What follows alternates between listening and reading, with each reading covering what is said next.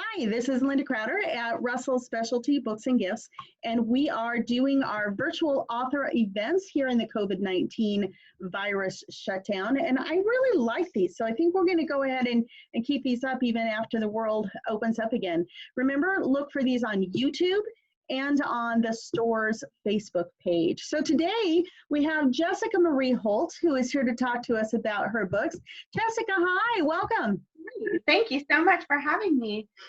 Well, why don't you kind of introduce yourself? Tell us a little bit about yourself. Okay. I have probably been writing since I was in 8th grade. I wrote a poem in 3rd grade that my 3rd grade teacher liked so much that she put it up in huge, those lined paper, they're like. I do remember those great big chief lines, yeah. Yes, like index cards, but like massive index cards. And she put the whole poem, like all 4 stanzas, up on the wall. And that was the first moment where I said to myself, you know what, I might be onto something here. I wrote a letter to Santa, and the paper published it on the front page to get people to turn into the paper to do letters to Santa. I don't know how old I was, but my grandma put it up on her covered wall, and I think that was my first experience with fame. So, fame, yes. Yep. It's so very funny. Exciting. You get a little bit like, woo, what can I do with this? So, did you go right into writing of some sort, or what do you do? I have been writing short stories and poetry for many, many years. Mostly I stuck all my poems in a filing cabinet and just pulled them out and read them to myself once in a while. I did publish one in a literary journal, but wow. I was never, I was a little shy about putting my work out there, and I wrote some short stories, and I never considered myself a novel writer. I really loved short stories. That still is a little bit my first love besides poetry. So you could say that I went in the trajectory from short to longer to longer. Really long. Now there used to be a good market for short stories in magazines, but I have stopped seeing really very many short stories in magazines at all. Do you still write short stories at all? I do. I actually have several little short stories published. I have a short story series and a couple of other short stories published on Amazon, and I do still write them. I enjoy it. I like the tight story arc. I like the quick resolution, and I like challenging myself to see how much emotion and description I can pack into a small piece of real estate, because like I said, it was poetry first, and I'm all about picking the exact right word and economizing my words and really trying to write something that's lean but still gives you everything that you would get in a longer story.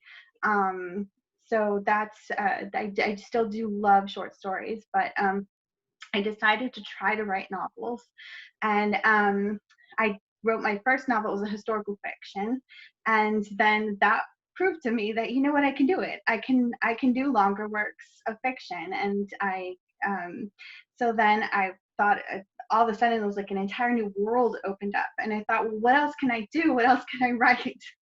And so I thought I would do something. I kind of don't ever do exactly the expected thing. I always start out trying to write something that's traditional and has a lot of traditional appeal, and then I always think, but what if? So there's always some spin I put on things, and so I enjoy writing stories that are really lean prose, really really impactful, and really kind of have unexpected little things in them that you didn't see coming. Nice, So nice. So that's the way I basically write things. And then sorry. But so yes, I do still write short stories and I love them, but I am right now only focusing on novels. I expect to go back to short stories soon, because I have several ideas that are still percolating that I really, really want to get down. But right now I've got a goal and a schedule, so we'll see what happens. There you go. I have not been sticking to my schedule. I don't know about you. Yeah, I'm still pretty much on schedule I'm for. very impressed. Yeah, so I mean, this whole situation hasn't changed my life all that much. I'm a homeschooling mom, and I fit in my writing whenever I can anyway. So it hasn't really altered my whole schedule, So disrupted you it didn't know very you were much. living quarantined before the quarantine, right? Exactly. They That's were what like, my "Oh, husband this is said. My quarantine." husband said, "This is my life." Exactly. I was like, "Well." What else is new? Yeah. So I want to talk about the Granny Pact Okay. because we have a Granny Pact in the store. Yeah. Here is Reluctantly Yours, and I think that's book one. This is book one. Yes. First of all, how did the concept of the Granny Pact, because these are two grannies that come together and decide they're going to marry off their grandchildren to Yep. each other. So how on earth did you come up with that idea? Well, I was trying to see if I could write a romance. And I thought, of course, well, I'll write a romance. And then I thought, well, and I thought about it. What would I do? What would I write about? Like, how would I? And then all of a sudden, I thought, I have actually this tendency to put grannies in my work anyway, to put like older people in my work anyway. There's a lot of older protagonists in everything I do, either as side characters or as main characters. And for some Well, reason, we I like thought, grannies around here. yes, I always envision stories that are centered around older people. And so I thought, well, what if the story was more about the older people than the romance? Not more about, but what if I centered it this way and I shifted the focus instead of on just on the couple, and I had this, had them invested somehow. How are they invested? And then I thought, well, I love matchmaker romances. And then I thought, okay, so the grannies could be matchmakers. And then I thought, wait a minute, I always think when I read a matchmaker romance that it falls a little tiny bit short of the kind of investment that I want these older people to have in the story. So then I thought, what if I just did something where I pulled out all the stops and these grannies are just they're like a force of nature and they Oh my go there. goodness. Like wherever you think they shouldn't go, that's where they go. And then I Oh thought, well, my. wait a minute. What if the grannies are best friends? And what if, and then I thought about those pacts that people make. Well, if we're not married by the time we're 40, we'll marry each other. And I thought about those kind of stories. And then I thought about, what if you had two grannies who had been lifelong friends and they made a pact and they said to each other, like, gosh, what if they made a pact where they have their little grandchildren and they say, you know what, if they're not married by the time they're 25, let's get them together. That's hysterical. And I was like, oh, I love this idea so much. And so that's basically where I started at. It just came to me that that's how I wanted to angle it, and that's how I wanted to use these two ladies in my story. And then I kind of fleshed out their characters and thought about who they were and created the story around them, thinking about who they were and what kind of grandchildren might they have, and Mm-hmm. how might they do this, and what lengths would they go to. And I thought it was crazy fun. It does I sound like a really lot of fun. Now, normally I have read the books that are in the store, but I haven't had time because these just got here. yeah. So I haven't had time to read these yet. But now they're going to have to stick on my to read pile pretty soon. Oh, I love good. how you Yeah. describe them as a force of nature. They are a force of nature. They're very different. They have very different personalities. June is very orderly, very reserved, very kind of no nonsense. And Ellie is kind of a free-spirited artist. And somehow they are friends and they bicker and they fuss at each other and they have such differences in life. But really what I wanted to do was something where even though these characters bicker, even though they fuss, even though they have these very different personalities, you could sense the underlying friendship between them and you could feel the depth of it. And you could see that it wasn't just about marrying off their grandchildren. They're not trying to marry off their grandchildren because they want them to be married, although that's part of it.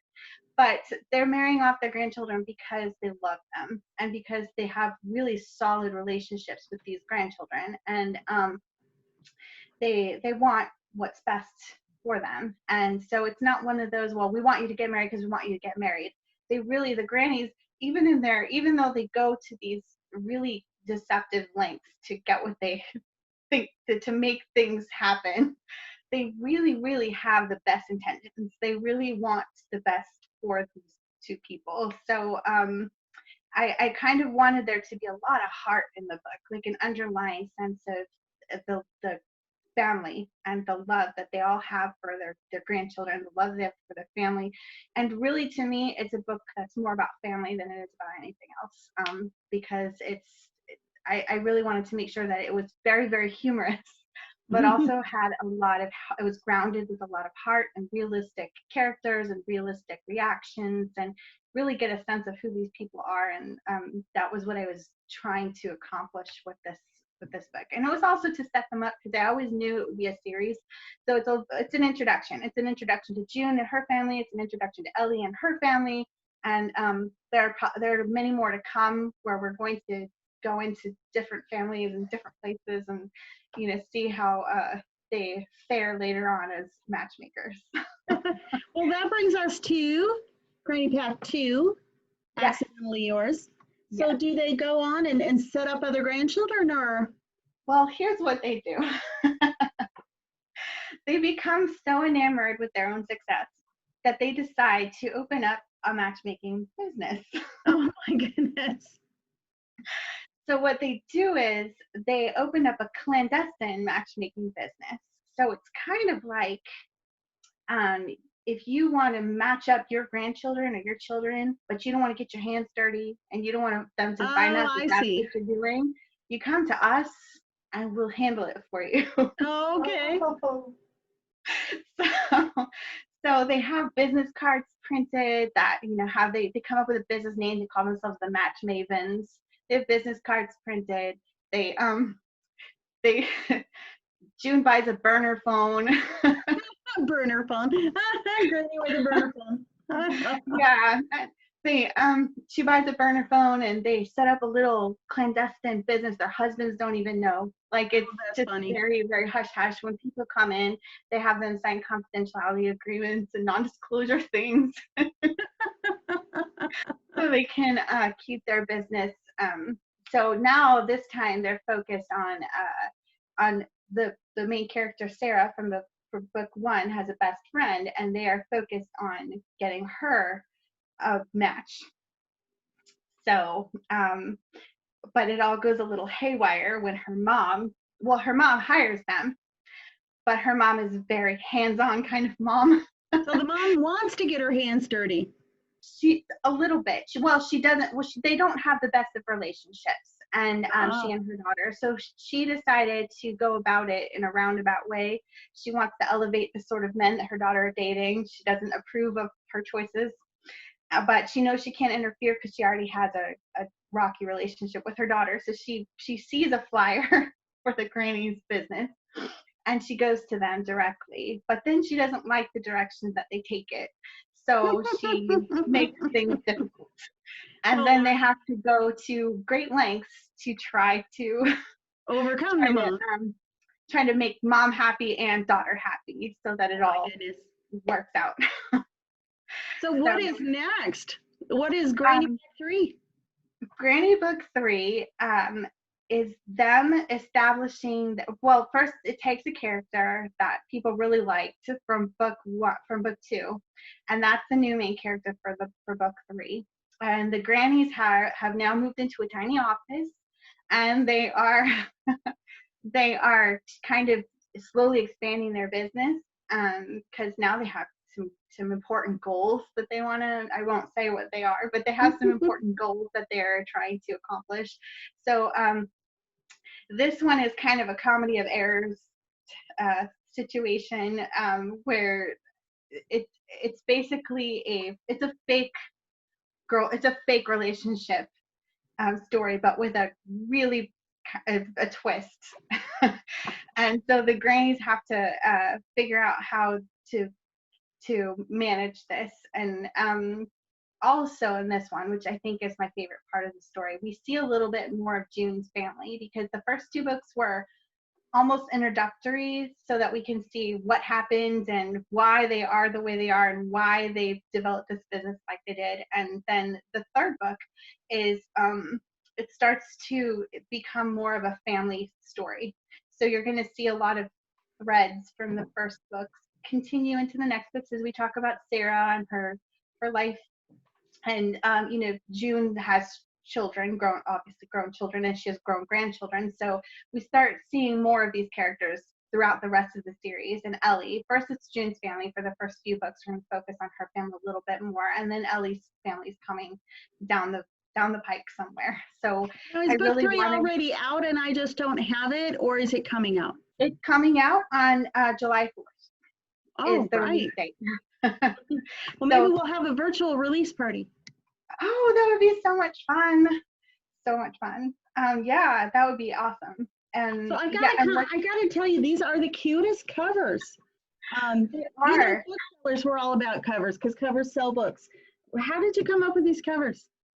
I can't take any of the credit for that. I have a wonderful cover artist, and her name is Shilpa Mudiganti, and she works with bookish gals, and she does all of my covers, and she's amazingly intuitive. And I basically just tell her, here's my concept.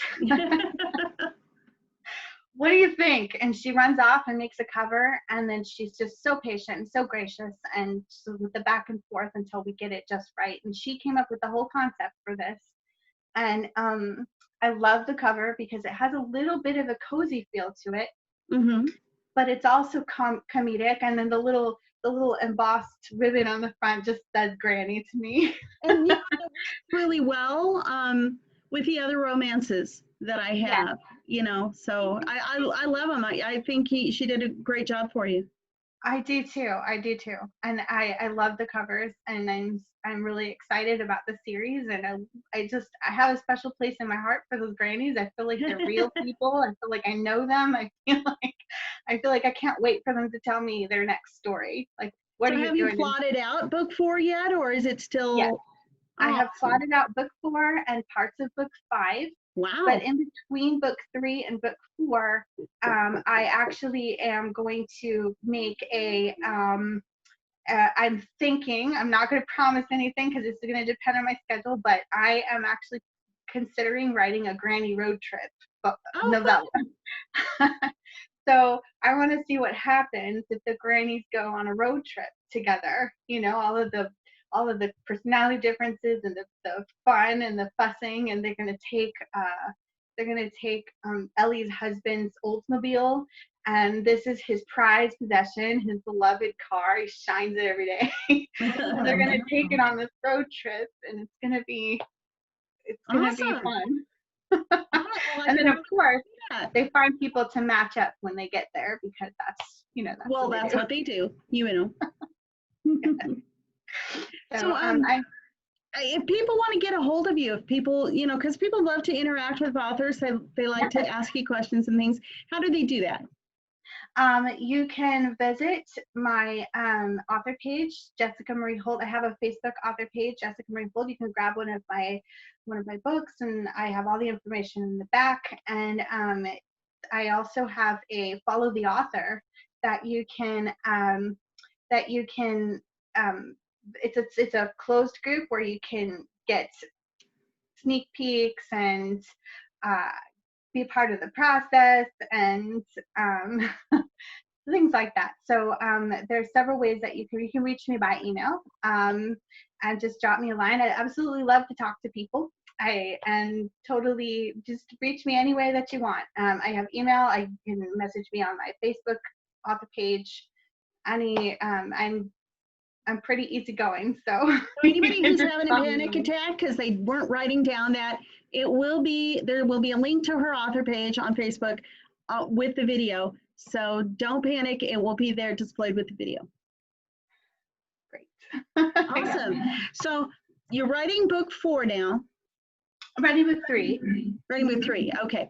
And so, because I thought book 3 was coming out, so you're still working on it. I'm still working on it. Yes. Okay, so you're pushing that right down to the wire.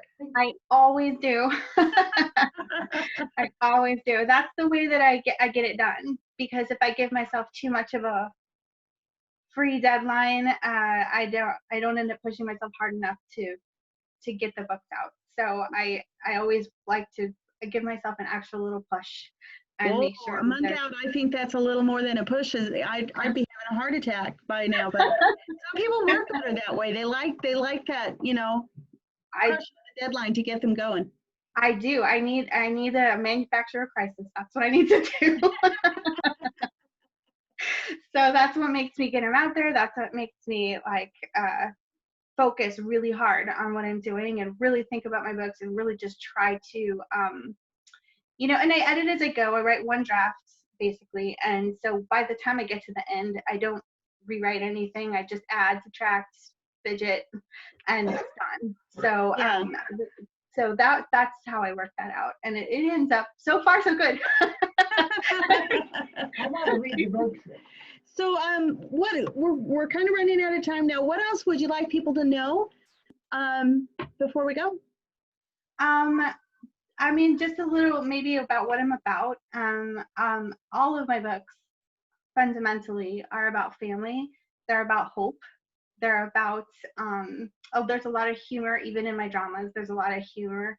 They're about humor. They're about all of the things that I value, and I hope that when people read my books that they walk away with a sense of, wow, that that made me feel good, even if some of the parts in the middle were a little bit stressful. By the end of the book, like, ow, it just hit me right here, because my motto is simple stories told with heart, and that's really what I try to do, is just try to reach people right here and have them think about family. And I really hope that they see their own grannies, and I have had people tell me that they do.